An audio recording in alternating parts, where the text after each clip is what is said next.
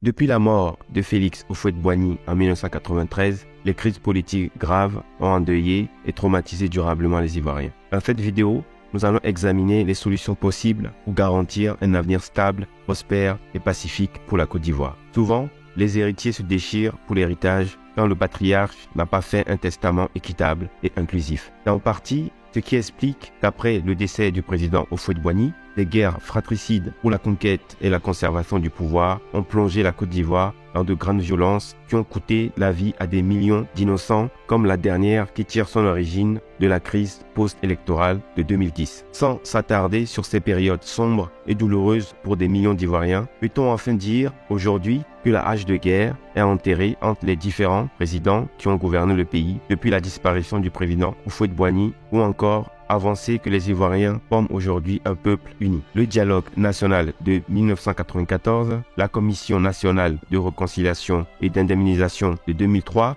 l'accord de Lina Marcoussis en 2003, pour quel résultat? Malheureusement, aucun de tous ces dialogues entre Ivoiriens n'ont empêché les violences post-électorales de 2010. Ainsi, la Commission Vérité et Réconciliation de 2011 prouve sans contestation que le pays est resté divisé et les rancœurs encore tenaces. La plus grave erreur que les Ivoiriens pourraient encore faire serait de penser que le pays est maintenant apaisé et a tourné définitivement le dos au conflit armé. La meilleure façon pour sortir le pays de ce cercle vicieux serait d'être francs les uns envers les autres et lutter ensemble contre l'injustice. La réalité est qu'une partie de la population ivoirienne se sent exclue de la gestion du pays et ressent cela comme une grande injustice. Cette situation dans laquelle les victimes d'hier sont aujourd'hui perçues comme les bourreaux et cette spirale de méfiance ne sont ni tenables ni sains pour le bien-être de la population. La malédiction de l'instabilité politique et économique qui touche encore trop de pays africains doit cesser pour laisser la place à une plus grande responsabilité de nos dirigeants. Dans le cas de la Côte d'Ivoire, il faut quand même reconnaître que le président Houphouët-Boigny n'avait pas suffisamment unifié le pays avant sa disparition. Et certains Ivoiriens ont payé de leur vie cet héritage maladroitement organisé. Les réalités militaires d'aujourd'hui ne seront peut-être pas celles de demain. L'injustice est l'un des ressentiments qui pousse parfois les hommes à prendre les armes. La Côte d'Ivoire est assez riche pour nourrir tous ses enfants.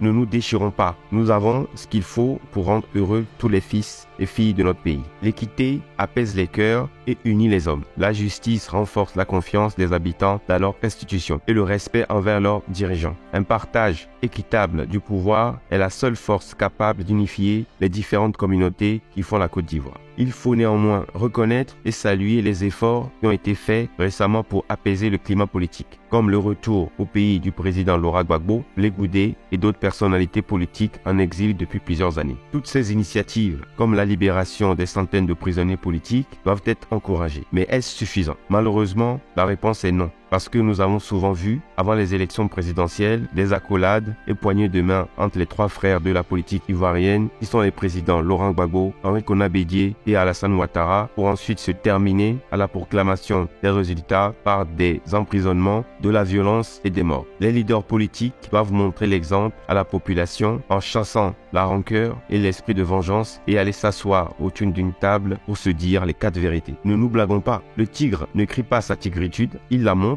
en bondissant sur sa proie. Il ne suffit donc pas de s'appeler frère, il faut le montrer par le respect mutuel, la justice, l'équité et l'amour fraternel qui construit une nation soudée et invincible. Un adversaire politique n'est pas un ennemi à abattre, mais un compatriote avec qui on travaille la main dans la main pour le bien du pays. Une fois les querelles politiques passées, les grands bouleversements politiques et économiques se déroulent en ce moment sous nos yeux. Il est certain que celles des nations les plus développées, avec une population soudée, en sortiront gagnantes. Alors, montrons-nous le chemin du pardon, de la justice et de l'amour pour que cette fois-ci, le son des armes ne se taise à jamais sur la terre de nos aïeux.